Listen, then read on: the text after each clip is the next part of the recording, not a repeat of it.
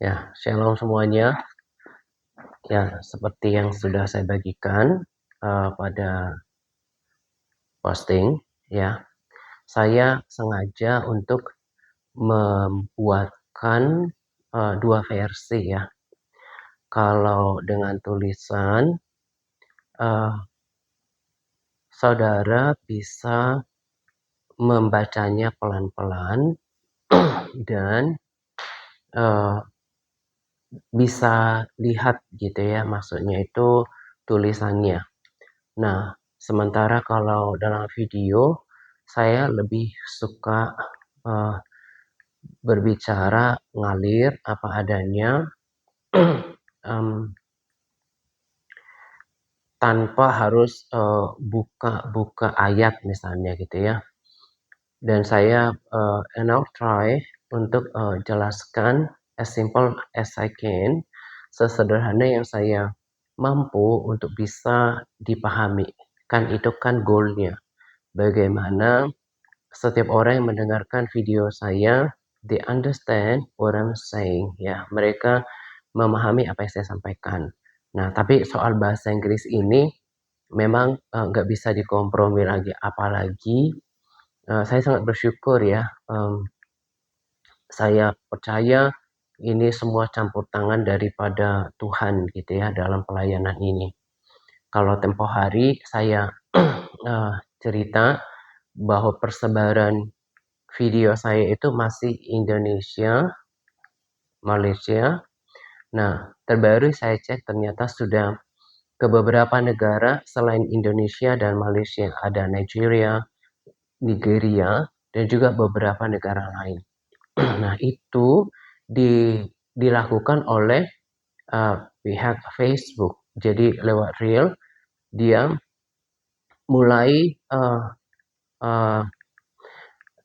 track ya, dia mulai mengenali suara di dalam video ternyata berbahasa Inggris juga gitu ya. Makanya beberapa komentar in English version dalam bentuk bahasa Inggris. Nah, bahkan saya rindu nanti saya lebih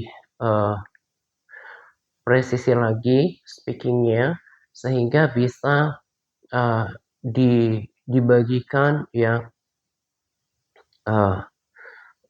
widespread ya, meluas bahkan ke Amerika dan juga beberapa negara berbahasa Inggris lainnya ya.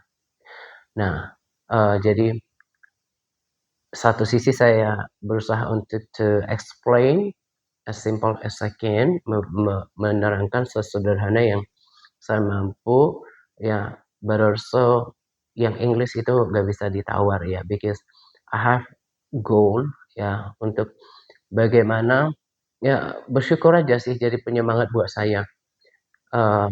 Saya hanya berpikir begini, saya duduk di tempat saya yang sederhana seperti ini, nggak perlu maksudnya mobile, tapi dengan zaman kita sekarang, teknologi dan juga internet bisa reach ya, bisa menjangkau ke berbagai negara. Itu bagi saya itu motivasi tersendiri gitu ya.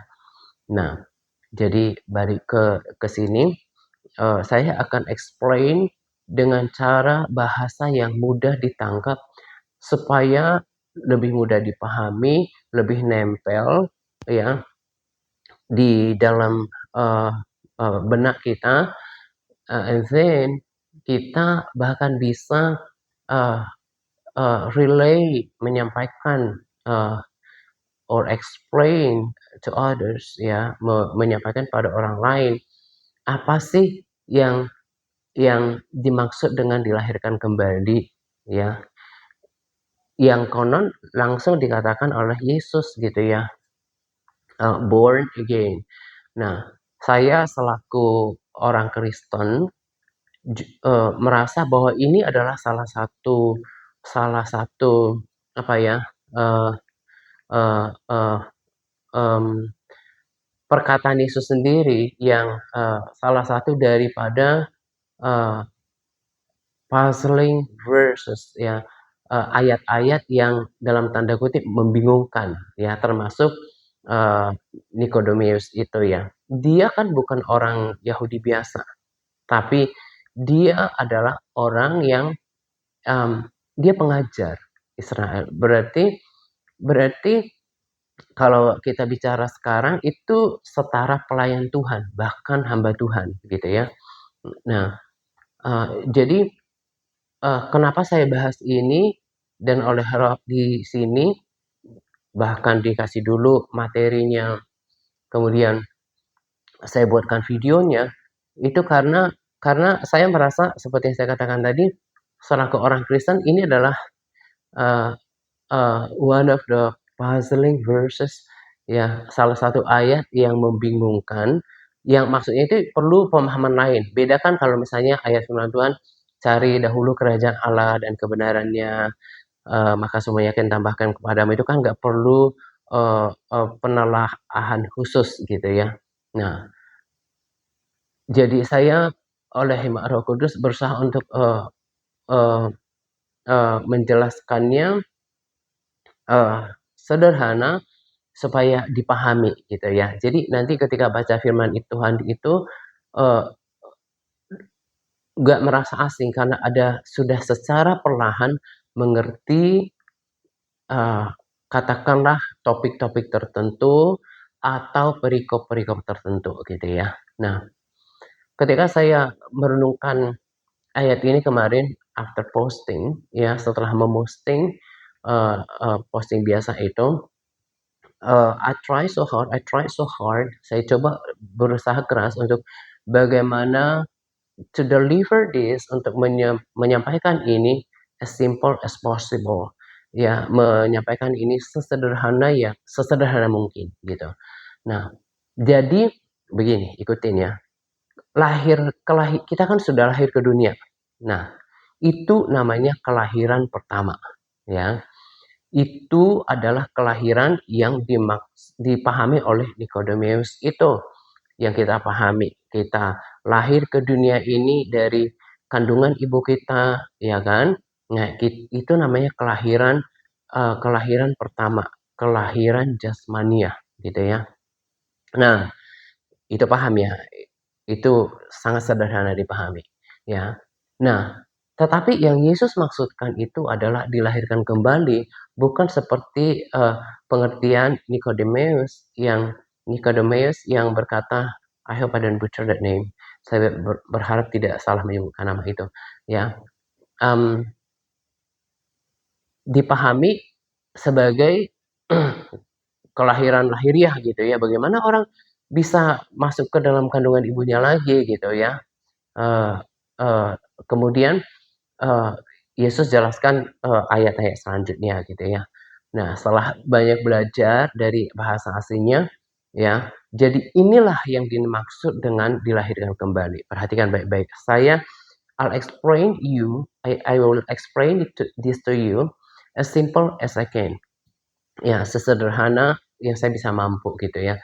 Jadi kelahiran yang Tuhan Yesus maksudkan itu adalah let's say, mari kita sebutkan saja itu kelahiran rohani, ya.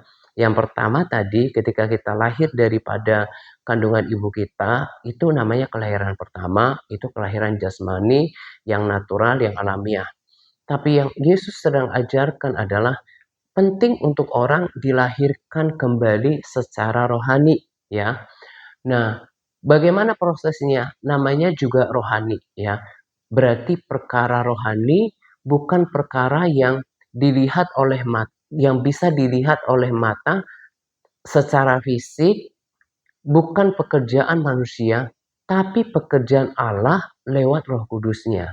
Makanya kalau perhatikan nanti tulisan itu lagi, namanya dilahirkan kembali itu adalah bukan dilahirkan masuk ke dalam rahim ibu lagi, tapi Allah sendiri melahirkan roh kita melalui pekerjaan Roh Kudus. Nah, dan makanya dikatakan kelahiran baru itu adalah dari atas, menggambarkan Allah sendiri yang bertahta di dalam kerajaan surga, melalui Roh Kudus-Nya, karena Roh Kudus yang bekerja. Itu akan melahirkan kita kembali, melahirkan kita kembali. Ada ayat-ayat juga nanti yang saya bagikan di video ini, bahwa Tuhan udah pernah berjanji bahwa nanti saya akan memberikan mereka hati yang taat, hati yang mau taat, hati yang lembut dan mau menaati perintah Tuhan. Itu kapan terjadi? Karena kan kita rindu mau taat sama Tuhan. Tapi oftentimes ya, oftentimes it is arduous ya, itu sangat sulit gitu ya, itu sangat sulit gitu ya. Kalau ditanya, pasti kita walaupun itu hanya sebatas ucapan, kita sebenarnya pengen taat, tapi begitu sulit ya, begitu sulit sama seperti Namburi itu bilang, eee eee, memang tidak mudah. Karena seperti Yesus bilang bahwa you have to pick up your cross, harus memikul salibmu, menyangkal diri dan mengikut aku. Jadi ada harga yang kita harus bayar untuk when it comes to discipline ourselves to pray, for example, ya ketika kita mau mendisiplinkan diri kita untuk berdoa misalnya gitu ya. Nah, ada harga yang harus dibayar bahwa kita harus, apalagi ketika kita males, ketika kita bosen, apalagi kecapean. Bagaimana bagaimana kita menjalani ini setiap hari, dengan komitmen itu nggak mudah. Nah, terutama misalnya melakukan firman-Nya, mengampuni orang yang bersalah, melepaskan diri dari keterikatan, dari kebiasaan buruk, termasuk misalnya melepaskan diri dari keterikatan, let's say, cigar, ya, misalnya keterikatan terhadap rokok gitu ya, atau alkohol misalnya gitu ya. Nah, itu perlu yang namanya kelahiran baru. Tapi ini cuma prosesi. Nah, makanya Tuhan bilang dilahirkan dari dua. Pertama, dari air dan roh. Nah, saya bahas pertama tentang dilahirkan oleh roh. Karena tadi saya udah bicara kelahirannya itu dari atas, pekerjaan Allah melalui Roh Kudusnya. Karena Allah itu bekerja melalui rohnya. Nah, dan baca lagi nanti ayat itu dikatakan, itu dikasih tahu ke Nikodemus, tahu nggak itu pekerjaannya itu, karyanya itu, ketika terjadi kelahiran baru itu, it is like a wind, itu seperti angin yang bertiup kemana saja dan kita nggak tahu, kita nggak lihat, tapi we can feel it, tapi kita bisa merasakannya. Nah, kelahiran baru yang dikerjakan Tuhan itu juga kita nggak bisa lihat kasat mata. Nah, karena itu pekerjaan rohani yang dikerjakan oleh Roh Kudus. Nah, kelahiran kembali itu dikerjakan oleh Allah melalui Roh Kudusnya. Nah, itu nanti dikerjakan lewat prosesi berdoa lahir baru. Nah, tapi itu cuma garis start supaya nggak keliru, nggak salah paham. Jadi nggak kayak main sulap. Nah, itu dikerjakan setelah setelah, pada saat berdoa lahir baru. Nah, nanti tim admin, ya Bu Edit atau Bu Alina, nanti tolong lengkapi ya di kolom komentar, eee apa, video dari GMS dan juga Brandon, two videos ya, untuk nanti kasih tahu di kolom komentar di menit ini mereka berdoa untuk lahir baru. Supaya karena banyak orang yang belum paham bagaimana doa lahir baru dan itu dikerjakan oleh gereja-gereja dan Tuhan pesankan kepada Brandon, jangan miss yang ini, jangan lewat ini. Ini namanya uh, doa menerima Yesus secara pribadi sebagai Tuhan dan Juru Selamat ya. Nah, oke, karena udah 15 menit saya matikan dulu ya. Supaya nanti nggak kepanjangan, takut nggak dibuka. Nah, ini udah cukup rapi bagian pertama gitu ya. Nanti saya akan lanjutkan ke bagian kedua.